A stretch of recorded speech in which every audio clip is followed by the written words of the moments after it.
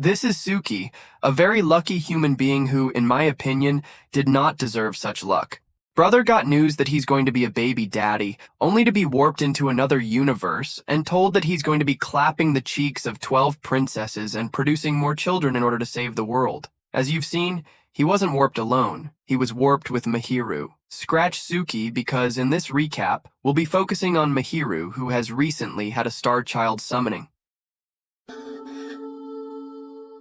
Itsuki ran up the stairs. The anime opens with a young man running up the stairs. His name is Itsuki. Let's call him Suki. He reaches the roof, where he meets a fine young lady, Mahiru, waiting for him. She tells him that she's grateful that he made it all the way there to see her. She says she's got a mind-blowing piece of information she wants to give him that she can't share at home. Now, that raises questions. Are they siblings, or are they living together? And are they Boo and Bae? She opens her mouth and confesses. She's pregnant.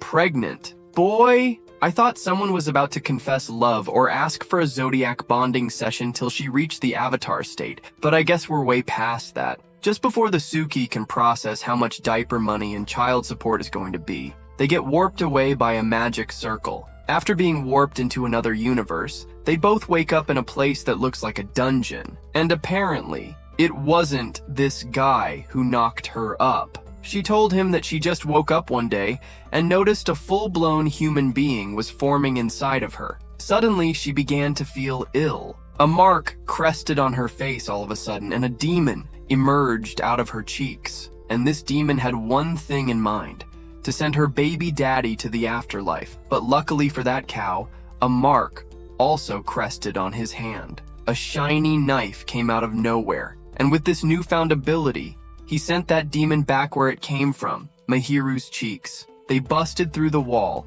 and as they stepped outside, Suki told her about the mark on her face, and out of nowhere, a tiny red panda crawled onto her, and she threw it at a tree. It introduced itself as Mana, and told them they were in the land of magic. They arrive at the palace, and the king tells them that they're heroes, and gives them no choice but to save the world, or live there forever. Mahiru walks into the room and sees Suki tied up to the bed half naked. She's informed that she's not pregnant. She watched as they informed Suki about how he's supposed to run the activity of child conception with 12 maidens. Mahiru stood there all innocent until she was informed that she was one of the maidens and was yanked onto the bed as the first maiden, that her cheeks would be spread like butter on bread. Mahiru doesn't mind losing her V-card to this guy, but being watched was her problem. Mana, on the other hand, couldn't just wait to get things on the way. It flew to Mahiru and played around with her and was thrown out.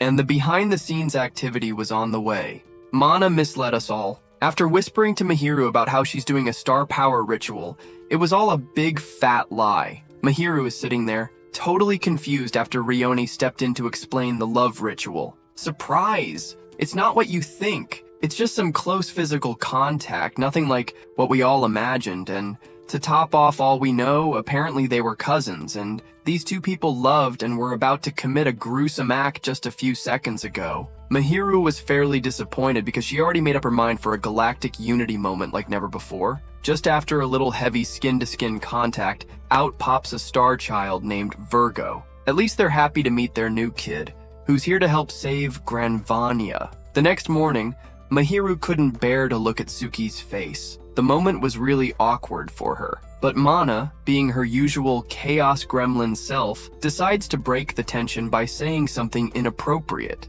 Itsuki, trying to ignore Mana, asks about Virgo. Mana casually drops the bomb. Virgo's already at an orphanage. He was sent there to train since star children are born to fight, not hang out. Itsuki can visit him later, but first they have more hero stuff to do. While walking, Mana yells "action" out of nowhere. What happens next? Boom! A girl crashes into Itsuki. She says she's late for something, but she's not even in a rush. Itsuki's confused, but Mahiru is even more confused, seeing a lady pop out of nowhere and jump onto her man.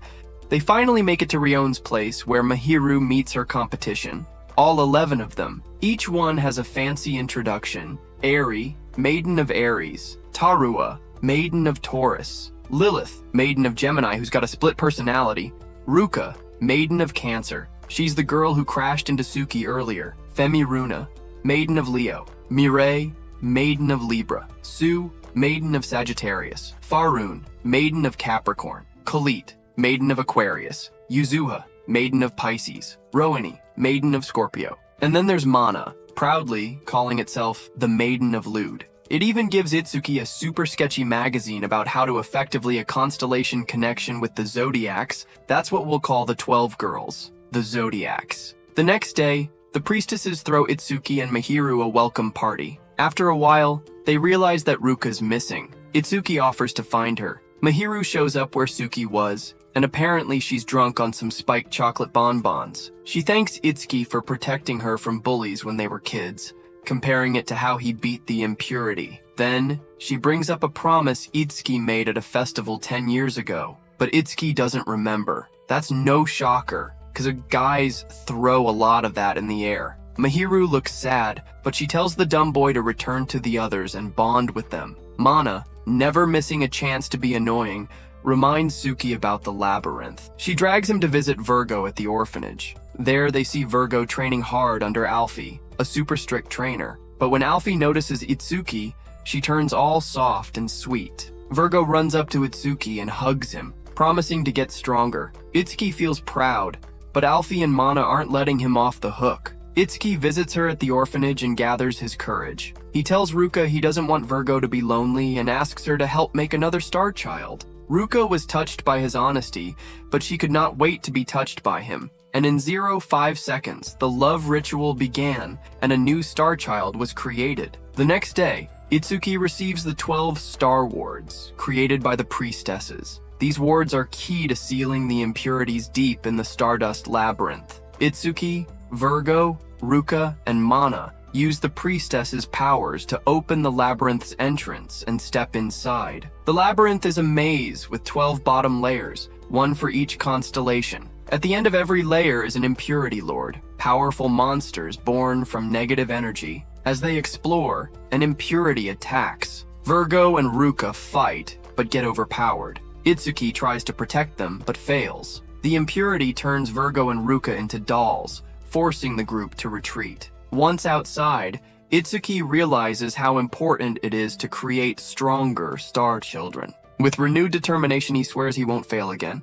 After leaving the labyrinth, Mahiru watched Virgo and Cancer turn into little kids again. Mana was so upset that she ran off to complain to Nar. Nar drops a bombshell. Itsuki has to do a double love ritual. Normally it's called the sum of threes, but the threes are just going to be rubbing skin. Mana went over the moon while explaining it. It tries its best to make it sound tempting, even for a brick wall like Itsuki. It's as if the universe looked at Itsuki and decided to mess with him. Mana dragged Mahiru and Suki to Granvania's hot springs, and Mahiru could tell right away that Mana was up to something. That raccoon always has some scheme, and she wasn't about to fall for it. Itsuki, the clueless lump that he is, seemed nervous and mistakenly muttered something about a double love ritual. Hearing about another love ritual spiked my joy to the roof, but hearing about a double love ritual not only soiled Mahiru's mood, but reminded her that this dumb cow has to perform the love ritual with 11 more people. Predictably, Itsuki panicked, like she'd suggested marriage or something, or an open-air love ritual. Suki panicked but fret not, cause Mahiru came prepared with her very own bathrobe. While in the water, Mahiru noticed his training wounds. He's too weak to handle impurities, but she didn't say that out loud. He did. She just painstakingly reminded him he needed more star children. As she tried to encourage him, he promised to protect her,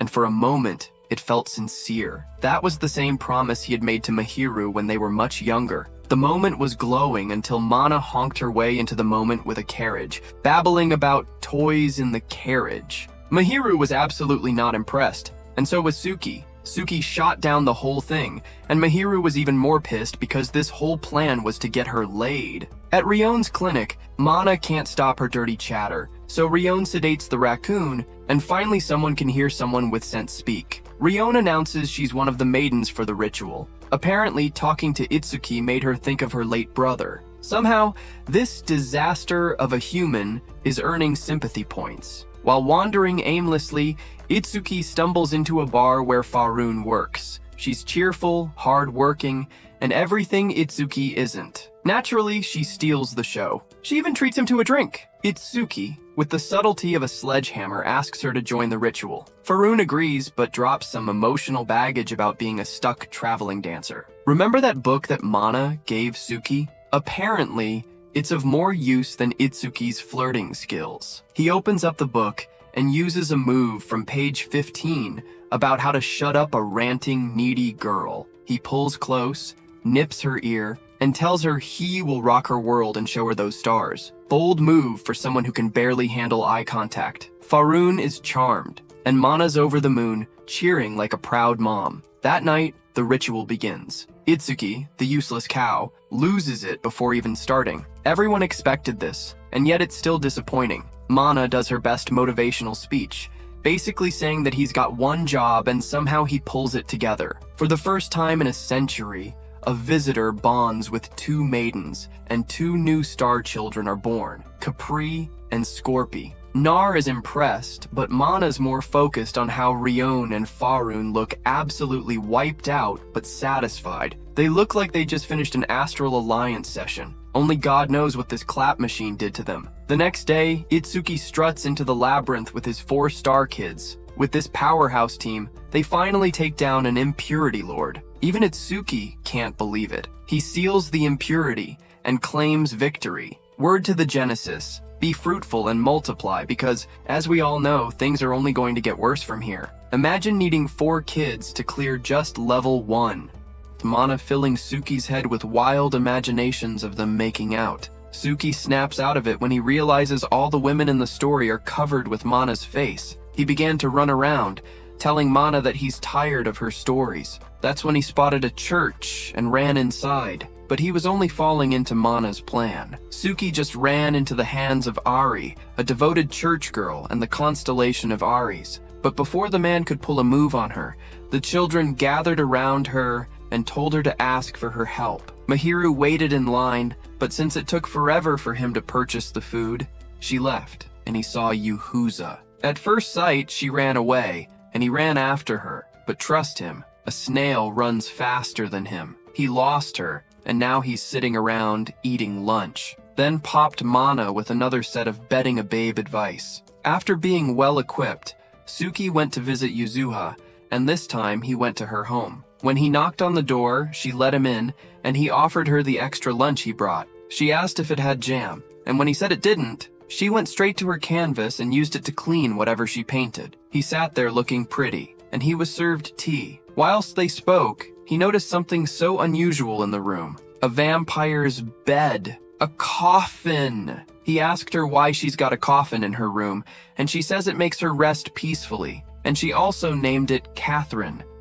Suki managed to get her to go on a date with him the next day. To his, yours, and my greatest surprise. She pulled up with the coffin, and this time she added glitter to make it girly. Suki brought snacks for her around, and this time he brought a lot of them. While they were having a good time, she said she's unable to paint because she hasn't had a dream in a while. Suki tells her that she doesn't need to dream and tells her to look at the wonder around her, but when they looked up, they saw Mana dressed up as a bird. She picked up her coffin to leave, but then a lady and her child came around, and they spotted Mana dressed like a bird. They ran away from it, but Yuhuza thought they were laughing at her. She went back home in tears, and Suki went to church to pray. Suki met Ari in church, and they had a conversation. Apparently, Yuhuza is sick. She's got sleeping sickness. Most people affected by it mostly go to the afterlife in their sleep. The reason she's carrying her coffin around is because she doesn't want to burden anyone. With that information, Suki stepped out, and Mana had already made him a coffin. This time, Suki and Mana went on a date with their coffins, and they had fun. At the end of the day, she decided to create her own star child, and, well, it was successful. And when I saw a bang, Suki sent an impurity to the afterlife with just a slash, but before he could even celebrate, Mana sent him to seal the impurity as fast as possible. The Star Kids were amazed at the show of skill Suki just put up. It's been a while since Suki last saw the maidens because he's been off fighting one impurity or the other.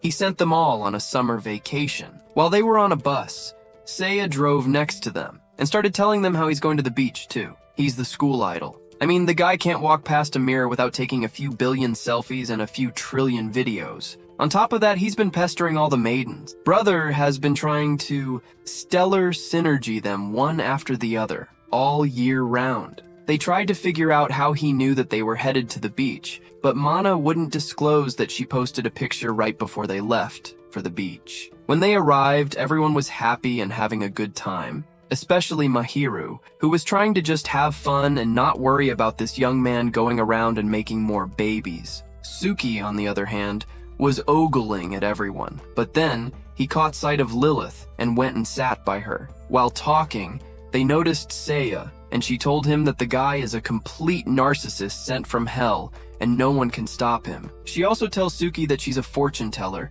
and Suki, not really a believer in anything that requires intangible faith, shuts down her idea of fortune telling. Oh, this hit her hard, and as she started to cry, her personality changed, and now she became Lily, the devil side of her. She's just like my girl, but the difference is my girl has 27 personalities, and all are to the extreme. Surviving her is like surviving the World War. Lily set Suki's head straight, telling him that her fortune is never wrong and he should try it out. Lily switched back to Lilith, who now read his fortune, wrote it on paper. Lily tells Suki that in a number of days he'll be on his way to meet his maker. Suki didn't believe it because he needed to know how he died. After a few left and right, Lily decided that it'd be best to strengthen him than to let him go face the next impurity just as he is, still weak and feeble. They go in for a little love ritual, and Lily, being the devil that she is, leads the way. Back at the training grounds, the Star Kids were still being put through a whole lot. Suki came visiting, and so did two spies. He noticed Seiya peeping as he went after him. He also noticed another person, and this other person was Eri. As a blind monkey that he is, he didn't recognize her because she was putting on a shade. He ran after Seiya, who later ran into the church in search of a hiding place. When he landed in church, he confessed his sins, and soon after, Eri had him singing a whole spear. It was too heavy for him. He tripped and landed on her. That's when Suki walked through the door. He almost sent Seiya to the next life, but before he could, Eri showed him her armory of weapons. We've got a problem on our hands because I understand a lot of things, but I don't understand why Ari is being turned on by weapons. They had Suki posing with weapons while Seiya was taking pictures. Seeing this side of Ari made it very easy for him to ask her for the love ritual. When it was time to go down, she came down with something that shocked even me, a whip. Now you'd think the whip was for him to use. No, she whipped pleasure out of him. Mana and Suki watched as she ran around, making everyone happy with her lovely energy. Suki is in agony because he's going to have to show her that life is not all about going round and there's pleasure that can take you to the moon. Soon after, we see them in a bakery and Suki is helping the little maiden out. Her name is Colette and she's as pretty as a bakery they come. Whilst helping her out, Suki was confronted with a question that's even worse. Then the question, what are we now? She asked him if his reason for helping her out was just to cosmic conception her and make more babies. Suki broke a sweat, but after informing her that he just wanted to help her out after seeing her sell her bread and make everyone happy, she called him honest and all, and they started making more dough. While rowing the dough, she smiled cutely, and then came the devil, Mana, who whispered out loud, saying that Suki would rather be rowing her and not the dough. Suki caught her and flung her out of the room. When the bread was done, Colette fed Suki, and as they were innocently happy about how sweet the bread tasted, Suki came back in and whispered, saying that Suki would rather be filling on Colette rather than the bread. And once again, Mana was sent flying out of the room. When all was done and arranged, no customers came in to buy the bread. Suki wondered why there were no customers coming. Ari and Mahiru came in shortly after and purchased a few and were on their way. No customers came in for a while, and when Suki was about to talk about it again, Alfie came in with all the Star Kids to buy some bread. She said it would make good training to have them eat out and have fun once in a while. Suki didn't waste any time in declaring it to be an all-you-can-eat buffet. Soon after, two weird-looking guys came in, and with their demeanor, one could tell that they're the reasons why the bakery isn't having any customers. Apparently, they work for the best-selling bread company, and they've got eyes on this bakery's land and they're after it. They were trying to talk down on Colette to make her sell the company. But then, the Star Kids came in and rescued the day with an ample amount of tongue lashing, the bad guys crying and running to their mommies. Soon after, Mana tells Suki that the true owner of the bread business that's surprising the bakery is a princess and the maiden of Leo. Her name is Femaruna, and when Suki got there, she said she couldn't help him, and one thing led to another. He tried to grab her hand. She pulled away. She hit her head, and somehow, Mana convinced him to kidnap her and lock her away in the bakery storeroom. Suki would put on the dumbest disguise ever and take in bread for her. She was there a couple days and didn't want to eat the bread. She grew weak, and one day when she almost passed on to the afterlife, Suki came in and told her to take care of herself. He unveiled himself, and when she saw the genuine care in his eyes, she immediately fell in love with him. After a few sessions of the both of them hanging out in her supposed store prison, she confessed how much she loved him, and they both decided to put a crown on their feelings and bond themselves like rabbits. When they went into the love ritual chamber, Leo took the lead. She was aggressive, and I'm pretty sure she Starchild summoned him aggressively. The 7th episode opens with news of a festival. While Mana was busy devising a new devious plan, Suki couldn't help but ask what, in God's name, she was up to this time. When she informed him about the festival, he just folded his hands and went away. In came a messenger that brought a message straight from Colette. Everyone was in on this festival thingy, and everyone prepped the grounds. Alfie and her minions of Star Kids shared posters for people to come to her concert. Someone opened a petting zoo. Lily and Lilith did what they do best, and everyone was having fun. Suki went to Colette, who's having issues choosing what bread to make for the festival. Normally would have made the family special, happy bread. But the recipe has been lost, and her grandpa's too senile to remember it. Now she's tasked with the duty of making a whole new bread recipe. While turning the dough, Khalid asked Suki what part of her he would like to eat. Bro was so stunned, he panicked. Now I know the answer you're thinking. I can assure you it's not that. And that's not what he said either. He told her that if he were to choose a part of her body to eat, it would be her ear. Without even thinking twice, this lady baked a whole set of ears, but they didn't match the energy of the happy bread that her grandpa always made. After making a few rounds of bread here and there, she finally remembered what her grandfather told her the happy bread was. Apparently some way it has to do with copulation. I was confused at first, but after seeing that it was just a sausage wrapped in dough, a sausage roll, trust Mana, she disguised herself as an old lady psychic and has decided to help the messenger. They deciphered that her problem was that she ran too fast, and they went into testing their bread hypothesis. Back at the bakery, they finally made the happy bread, and when they came out to the festival, in no time, the bread was sold out. They went back in to make more happy bread, and that was when Colette herself asked to be cosmic collaborated and rode better than her dough. For some reason, they were dressed like bread and sausage for this love ritual. I'm just gonna run through the other not-so-important stuff. Mahiru and Yahuza were selling lunch packs until that business finished, and they started selling pants. Suki got a letter to go into a building, and after Mana was done toying with him, she let him go and sent him to Taru. He found her searching for a letter, and when they saw it, they went on a fast delivery spree. When they were done, they had a moment. Taru gave him a letter, and he replied to the letter saying he wanted to Zodiac bond her and have a baby. She replied that she wanted to be Zodiac bond too, and yeah, my boy Zodiac bond too in just one day. The episode opens with something that looks like a dating tournament hosted by your one and only Mana. First, she gathered them, dressing half of them in swimming trunks and the other half in red dresses. At this point, only 2 maidens are yet to be star power ritualed, and Mana did not let that go unnoticed. Mana has prepared something she likes to call the ultimate love ritual, and as much as it sounds tempting, she can't spill the deets of it yet. A letter came in from Suki, and he asked to go on a very special date. It's Sue. Sue is a lover of farm animals, and she even brought one to the meeting they were having. Later, we see her all dressed up cutely to go on the date. When Suki's limo parked by, it had all her favorite farm animals inside. Weird, isn't it? The date was an open field where the animals were just hanging around while the couples were having a talk. Suki came prepared with his sweet words and a few shows of love for Sue, like feeding the animals and telling her how cute they were. She's been a lover of animals since she was a kid, but not long after, she lost her parents to an impurity, and ever since then, she's been loving on these animals and carrying the pain of losing her parents. The other ladies were having a very boring time doing not so much. They started asking each other how their cosmic collaboration process was. Someone asked Mahiru, who most certainly was not going to give out the precious information about how she did the star power ritual.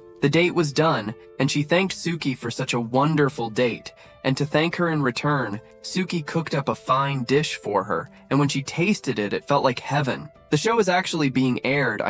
The Intimate Love Ritual is an actual show that Mana is airing, and she got feedback from Seiya, who said the show was not having any spicy moments. And now, Mana wants to crank things up. She set up a race up a staircase and then poured something gooey on the girls, making it 10 times more difficult for them to climb up the stairs. But one person came out victorious, Mireille. When she arrived at the top, Suki was waiting and they took a bath together. I can assure you that Mireille is smooth. A smooth talker to the core is even smoother than Mana herself. Whilst they were in the water, they did things I can't say. And when they were done bathing, they went to dine, and Suki presented his 1-in-a-million dish. He went on other dates, and at the end of it all, they were 2 maidens at the top, Mireille and Sue. The next thing we saw was him in the love ritual chamber, and Sue waking in dressed in cat cosplay. She said she didn't want to lose him, and he said she'd need to let him galactic unity her